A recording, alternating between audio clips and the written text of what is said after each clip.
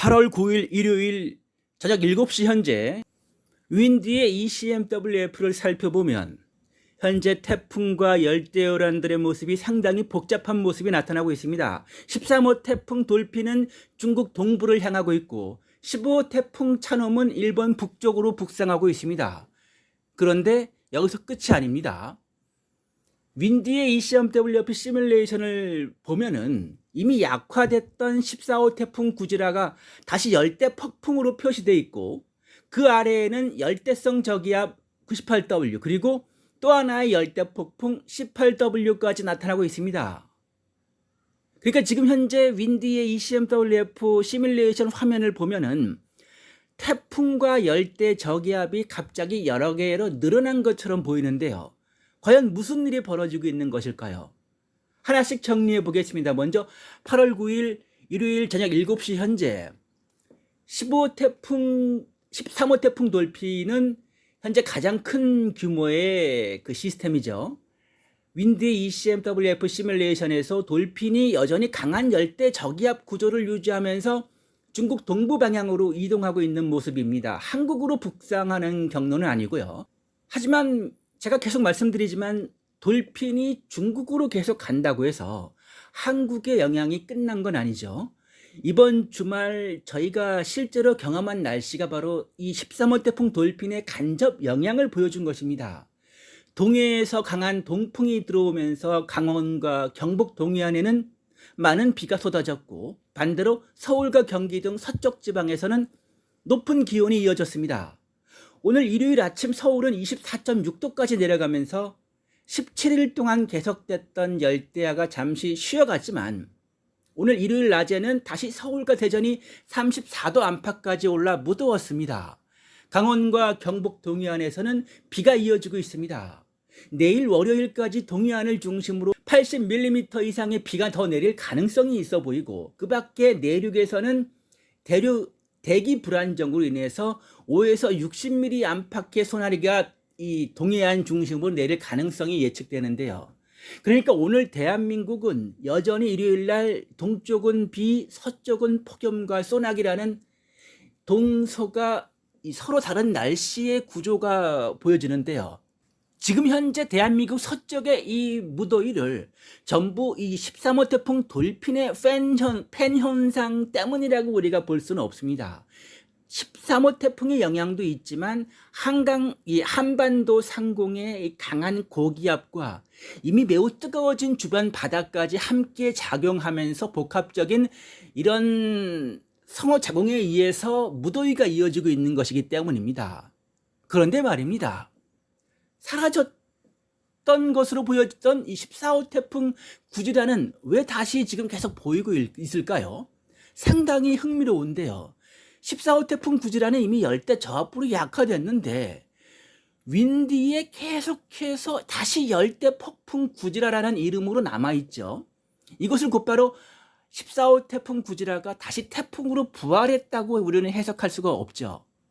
어찌되었든 현재 태풍의 상황은 13호 태풍 돌핀과 15호 태풍 찬홈이 메인이고 나머지 열대 폭풍이나 열대 요란들은 실질적인 메인이 아닌 거죠.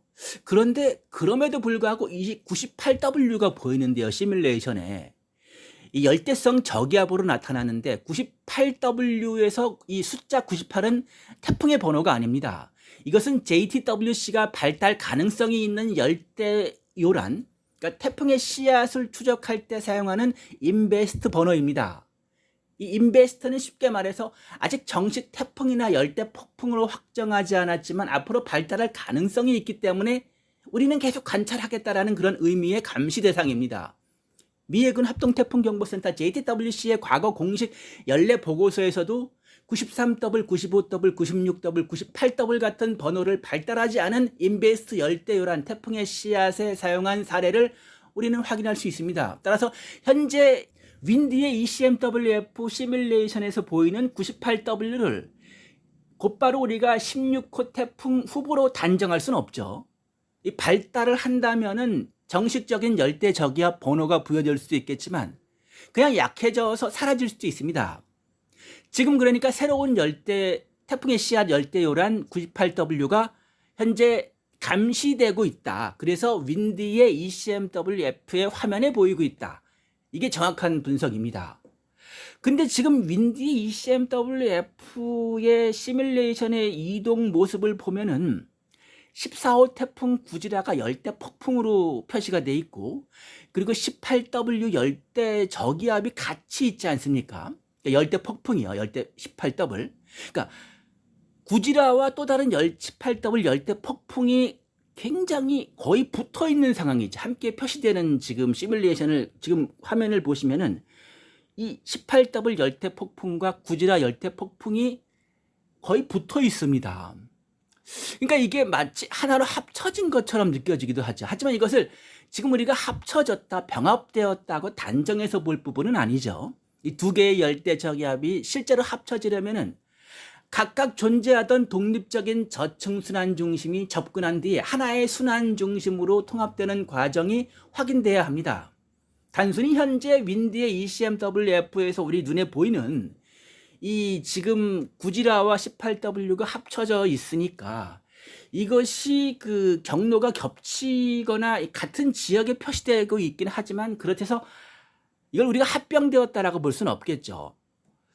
그리고 지금 특히 이 윈디처럼 여러 기관의 태풍 데이터를 한 화면에 보여주는 이러한 시뮬레이션에서는 같은 계통의 저기압이 기관에 따라서 다른 이름이나 번호로 중복 표시되는 경우도 고려해 봐야 합니다. 그래서 현재 윈디의 ECMWF 시뮬레이션의 지금 이동 상황만 보고서 우리가 본다면 안전한 해석은 14호 태풍 구지라가 열대 저압으로 약화되고서 사라져서 없어지는 걸로 봤는데 지금 열대 폭풍으로 표시가 되면서 이 구지라의 잔류 저기압 부근에 18W라는 별도의 추적 정보 열대 폭풍이 함께 나타나고 있고, 실제 이 두 개의 열대 폭풍이 합쳐진 것인지는 우리가 이 JTWC 미해군 합동태풍경보센터 JTWC와 일본 기상청의 저층 순환 분석을 확인해 봐야 하는 부분이 있습니다.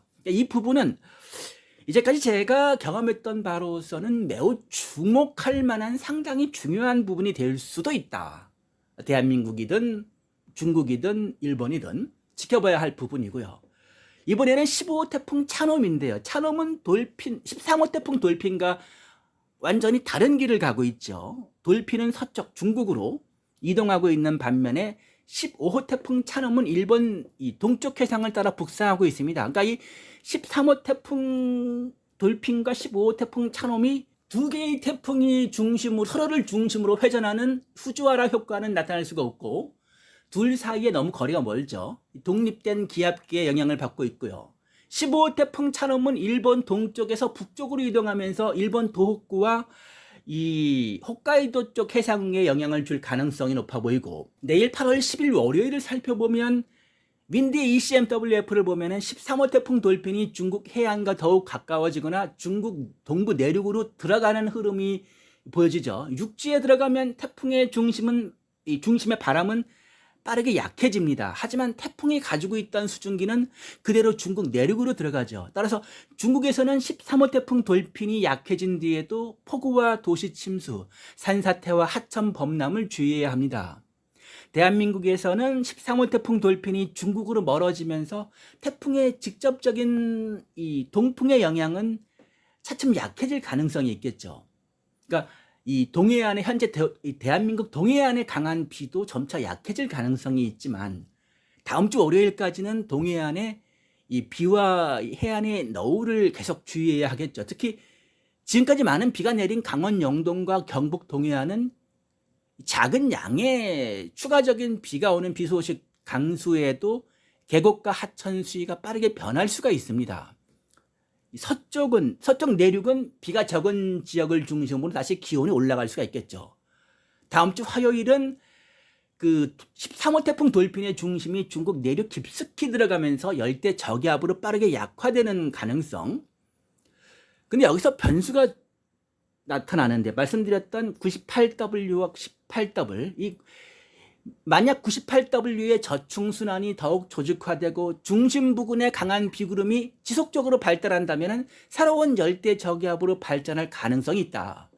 반대로 윈드 시어가 강하거나 중심이 길게 늘어지면 정식 태풍으로 발달하지 못하고 그냥 사라질 수 있겠죠. 18W 열대 폭풍 역시 실제로 독립된 저기압 중심을 유지할 수 있느냐가 핵심인데, 그러니까 다음 주 화요일부터는 우리는 이제 13호 태풍 돌핀보다는 이 윈디의 ECMWF에 보여지는 98W와 18W가 새로운 북서태평양의 변수가 될지를 보는 것이 매우 중요합니다. 다음 주 수요일을 보면은 돌핀은 중국 내륙에서 상당히 약해지고 15호 태풍 차놈도 일본 북쪽의 고위도로 이동할 가능성이 커 보이고요. 그러니까 이때부터 북서태평양의 관심은 이 남쪽에 말씀드렸던 새로운 열대요란으로 옮겨가겠죠. 이제 다음 주 수요일부터는 전반적인 수치 모델들이 그 열대요란들 태풍의 씨앗을 가지고서 이가 나올 겁니다. 98W가 성장할지 18W가 독립된 열대 폭풍으로 유지될지 아니면 기존 저압부와 흡수되면서 사라질지가 이 관전 포인트가 되겠죠. 이 두 개의 저기압 시스템들이 어떻게 움직이냐에 따라서 북태평양 고기압의 가장자리 역시 달라질 수가 있습니다.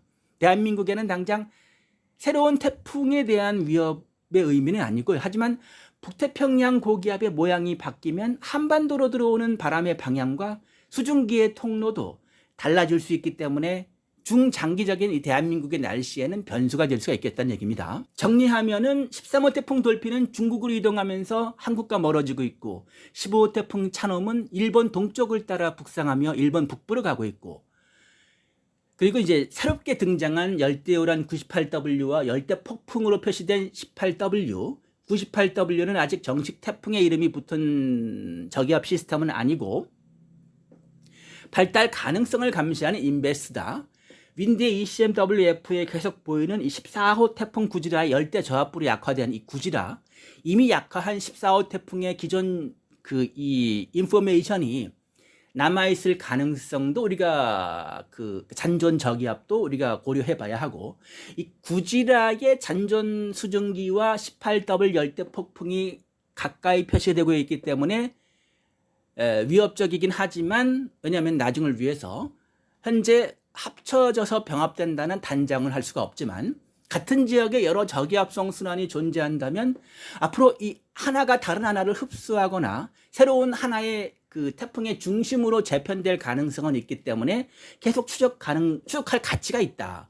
그리고 대한민국은 당장은 새로운 어떤 태풍의 어떤 위협보다는 동해안에 추가 비가 많이 오는 호우 문제라든지 대한민국의 해상의 높은 너울이 있겠죠. 서쪽 지방에 계속, 서쪽은 지금 폭염, 그다음에 내륙 소나기도 현실적인 위험이 될 수가 있겠습니다. 그러니까 북서태평양의 태풍의 판도가 매우 복잡해지는 거지요. 13호 태풍 돌핀, 15호 태풍 차놈이 빠져나간 뒤에 다음 주 초에 이제 98W와 18W가 어떤 움직임을 보일지, 그리고 이것이 다음 태풍으로 연결될지가 관전 포인트가 되겠습니다. 시청해 주셔서 진심으로 감사드리겠습니다. 구독과 좋아요, 알림 설정을 꼭 부탁드리겠습니다.